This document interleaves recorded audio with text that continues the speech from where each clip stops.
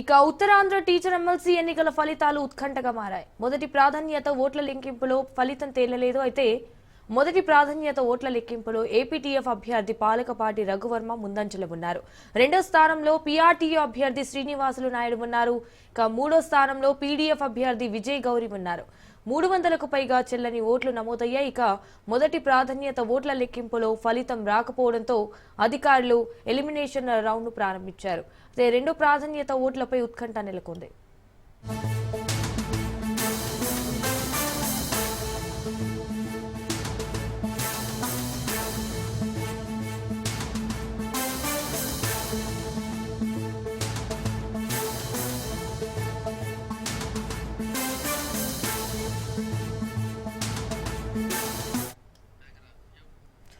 Uttarandhra teacher MLC ఎన్నికల ఫలితం తేలలేదు. అయితే మొదటి ప్రాధాన్యత ఓట్ల లెక్కింపులో ఏపీటీఎఫ్ అభ్యర్థి పాలకపాటి రఘువర్మ ముందంజలో ఉన్నారు.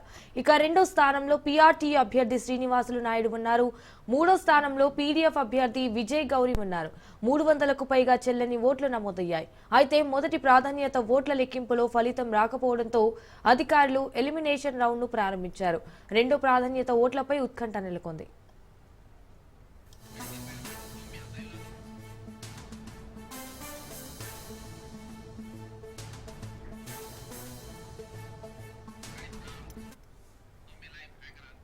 రైట్, ఇదే విషయానికి సంబంధించి మరిన్ని డీటెయిల్స్ మా ప్రతినిధి సౌమ్య లైవ్ లో అందిస్తారు.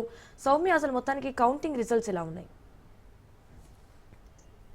ఉత్తరాంధ్ర టీచర్ ఎమ్మెల్సీ ఎన్నికల ఓటింగ్ ప్రక్రియ అయితే మొదలైపోయింది. ఓటింగ్ ప్రక్రియకు సంబంధించి రిజల్ట్స్ అయితే మొదలైపోయిందని చెప్పుకోవచ్చు. అయితే ఈ ప్రక్రియలో మనం చూసుకున్నట్లయితే మొదటి ప్రాధాన్యత ఓట్ల లెక్కింపు అయితే పూర్తి అయిపోయింది. మొదటి ప్రాధాన్యత ఓట్ల లెక్కింపు పూర్తి అయ్యేసరికి అనూహ్యంగా ఏపీటీఎఫ్ అభ్యర్థి రఘువర్మ రెండవ స్థానంలో ఉన్నారు. పీఆర్టీయూ అభ్యర్థి అయినటువంటి గారు శ్రీనివాస్ నాయుడు 370 ఓట్ల ఆధిక్యతనైతే కనపరుచుకున్నారు. అయితే ఇది ఊహించిన పరిణామం అని చెప్పుకోవచ్చు. ఈ నేపథ్యంలో ఇద్దరు అభ్యర్థులకి చూస్తున్నట్లయితే 50% ఓట్లు పోలవకపోవడంతో రెండవ ప్రాధాన్యత ఓట్ల లెక్కింపునైతే ప్రారంభించారు. అయితే మనం చూసుకున్నట్లయితే మొదటి ప్రాధాన్యత ఓట్లో 50% ఓట్లు పోలైపోయినట్లయితే అభ్యర్థిని గెలుపును ప్రకటించేవారు. కానీ దాని కాకపోవడంతో రెండవ ప్రాధాన్యత ఓట్లు లెక్కింపు కొనసాగడంతో ఆ ఓటింగ్ రిజల్ట్ ఇవ్వడానికి చాలా లేట్ అవుతుందని చెప్పి మాత్రం అర్థమవుతుంది. ఈ ఓటింగ్ రిజల్ట్ అనేది త్వరగా ఇవ్వడం కోసం 20 టేబుల్లను ఏర్పాటు చేసి ఓటింగ్ ప్రక్రియ అనేది కొనసాగుతుంది.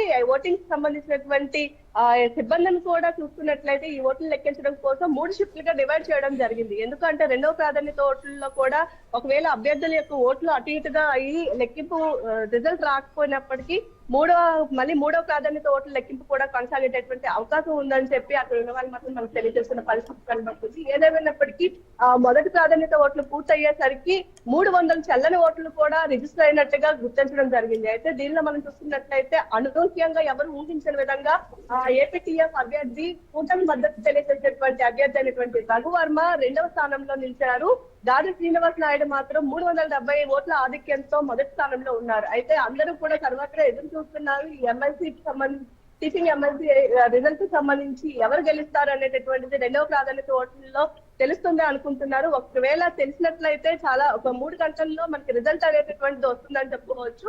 రెండవ ప్రాధాన్యత ఓట్లలో కూడా తెలియకపోతే రిజల్ట్ అనేది చాలా వరకు ఆలస్యం అవుతుందని చెప్తున్నారు. అయితే రిజల్ట్ ఆలస్యమైనప్పటికీ కూడా ఎక్కడ కూడా లెక్కింపు ప్రక్రియ ఆగకుండా ఎలాంటి ఆటంకం కలగకుండా అన్ని జాగ్రత్తలు తీసుకొని షిఫ్ట్ వైజ్ కూడా డివైడ్ చేసినట్లయితే అధికారులు మనకు తెలియజేస్తున్నారు. Right Soumya, thank you for the live updates.